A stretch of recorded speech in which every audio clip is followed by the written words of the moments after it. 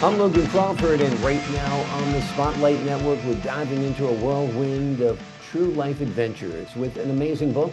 It is called One Thing After Another, and then a life-saving transition. It's written by a terrific author by the name of Jonni L Pettit. This riveting memoir captures hilarious, heartbreaking, and harrowing moments from pirates in the Bahamas to life-altering revelations, proving that every day is truly an adventure. If you're searching for inspiring real life stories, survival memoirs with an edge, and bold, unforgettable journeys, this one will keep you turning the pages. We're delighted to have this very talented author join us here today on Spotlight.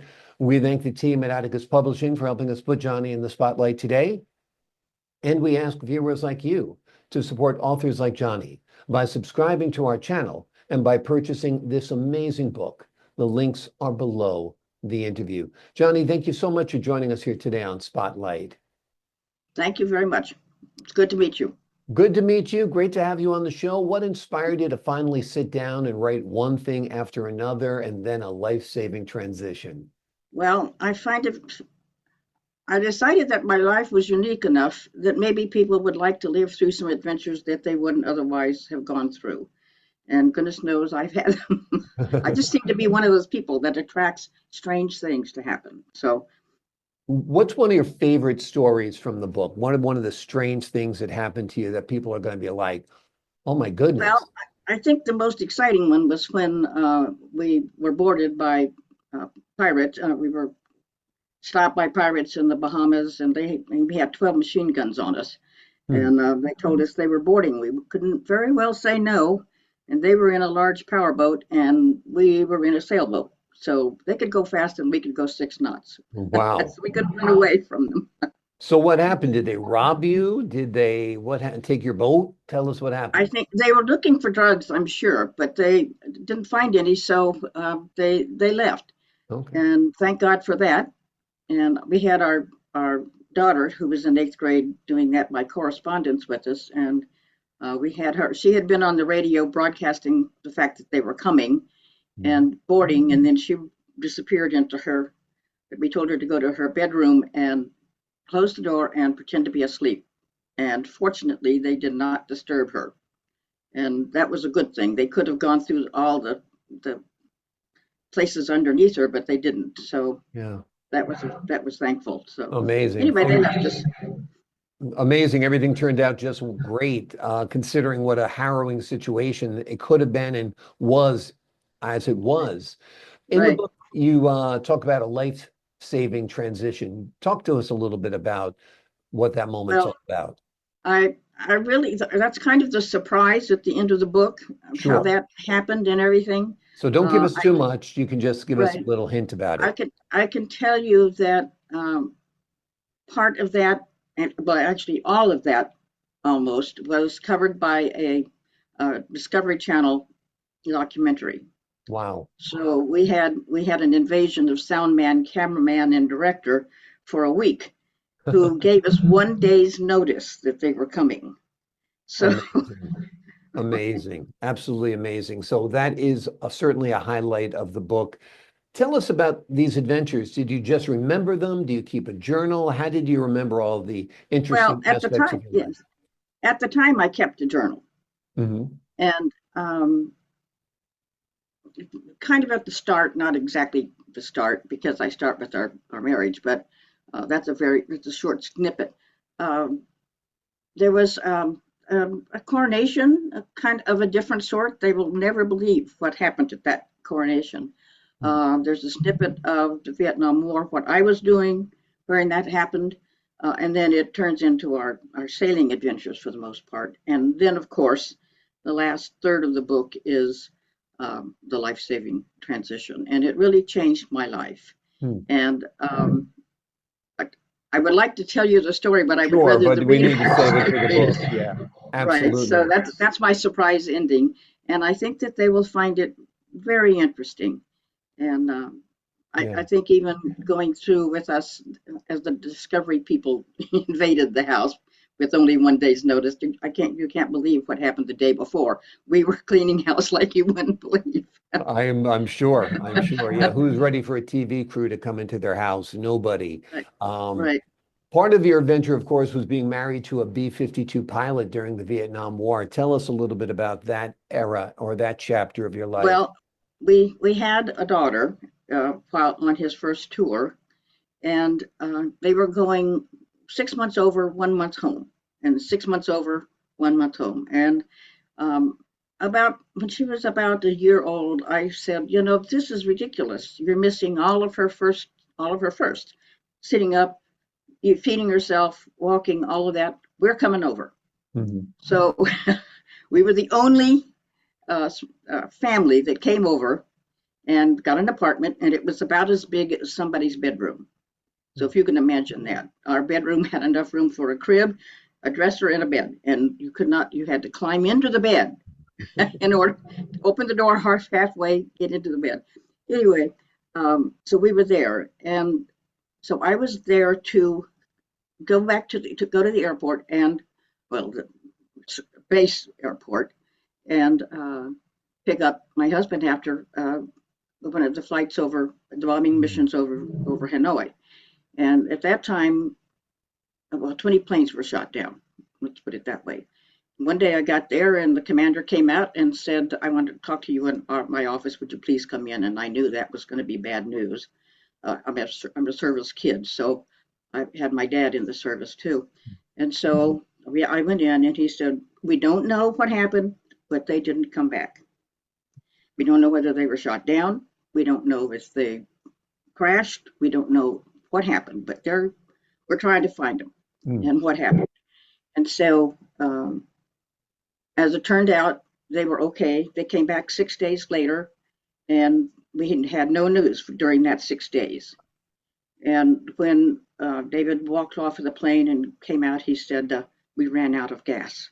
And I thought, oh yeah, of course you did. That's why you were gone for 6 days. That's the official line. They ran out of gas, so they had to land somewhere. Well, okay, and that's been the case. I mean, it's whatever happened to them. He knows what it was, but he's not talking. Well, So, it must have been a frightening time for you. 6 days, no contact with the military, saying we can't find your husband. We don't know what happened to him. right, So I'm sure it was 6 days of heartache, and yes, very, very happy that he was unscathed when he came back. At least right, initially, when he came back, he might have right. been. Well, there is actually one of the men secretly recorded a mission over Hanoi. Mhm. And so I put a snippet of that into the book so that people can understand what the men go through when they're in an airplane being shot at, and bombers and fighters and flak and missiles and all of that coming their way. And so it's an exciting little piece of the book. But I thought maybe people would like to see what happens on a bomber when we're flying over Hanoi. So Absolutely, absolutely. It's a fascinating part of the book, as is, the pirate story is amazing, but you lived on this sailboat in the Bahamas for a while. yes, What yes, was we did a that year. like, and how did that influence your life? And how long did you live on the houseboat, on the sailboat? We right. Well, we were in the Bahamas for a year and a half, Hmm. and that was the primary. I mean, we lived on it before that and a little time after that, but that was the primary time. And I had retired from the Fort Worth Star Telegram at that time, and he had, of course, retired from the Air Force. So we docked the boat in Houston and decided that okay, we're going to go over to the Bahamas, and that's a 6 day journey. Mm. And so you have to cross the Gulf Stream, which is quite a surprise. I mean, you know that it's there, but some days it's terrible and some days it's wonderful. And anyway, we did that. We went across from Houston, took 6 days to get to Tampa, and we bounced down Florida, did all of that, and we went out to the Dry Tortugas. And our daughter was stung by 20 man of war jellyfish, and they are deadly. And we were not in a place where we could communicate with emergency people. And so we got out our medical book and checked out what it is. And of course, the first thing you find out is these are deadly. Mm. And the second thing that you find out is that the only way you can stop the stingers from getting further into your system is to cover them with alcohol. Now we're in a sailboat, so the first thing we did was we dumped all the alcohol we had in there. You know, if we had a little bit of booze and a little bit of, isopropyl alcohol, and we called. She was swimming with a small kid, and she moved the jellyfish away from him, and she got stung all the way up her arm and shoulder. And so we sent the guy's father, the kid's father, around to all the boats in the harbor asking for alcohol. And we got everything you can think of. And then, of course, they all came to watch to see what happened. And she eventually came out of, so we were able to really get her into a tub where she could get that whole thing in under alcohol, and she came out of it. And of course, there was a big celebration, and she said, "Well, I survived because I'm really the superheroine jellyfish Jane." Well, she So handled it with good, very good humor. we have a family of crazy people. We're all very humorous about even the worst kinds of things. So Amazing, amazing. You've also worked as a news reporter. Tell us a little bit about what that was like and how it influenced your writing and your outlook on life. I mean, I feel when you're a reporter, every day is a little bit of an adventure, right? well, I was a reporter for the first newspaper I worked for, well, Mm. only the first one, and I covered this coronation. And I don't know what if you know what a double page spread is, but that's a pretty big deal. I had a double page spread on that and reported on that, and that led to getting to work with other newspapers. And of course, as we moved around, I got into advertising because it was more lucrative, frankly. And Mhm. so as we moved from place to place, I worked for the newspapers and advertising, and the result is I have a wall full of awards. Mhm. And the California legislature cited me for my work with community boards.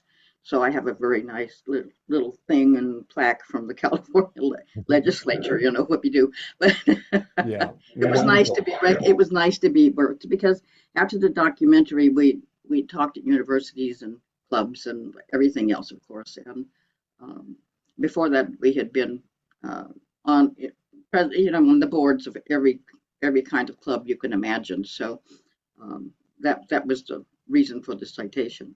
So yes, that was exciting, and it was interesting to change from paper to paper. You know, each one's different. Sure, sure. So Amazing, amazing. You've had lots of adventures, lots of different parts of your life that are unusual, thrilling, adventurous, and we're glad you documented them all in this book. It's called One Thing After Another and Then a Life-Saving Transition. It is a riveting memoir that captures hilarious, heartbreaking, and harrowing moments from pirates in the Bahamas to life-altering revelations, proving that every day is truly an adventure. If you're searching for inspiring real life stories, survival memoirs with an edge, and bold, unforgettable journeys, this book will keep you fanning those pages. Jonni, thank you so much for joining us here today on Spotlight.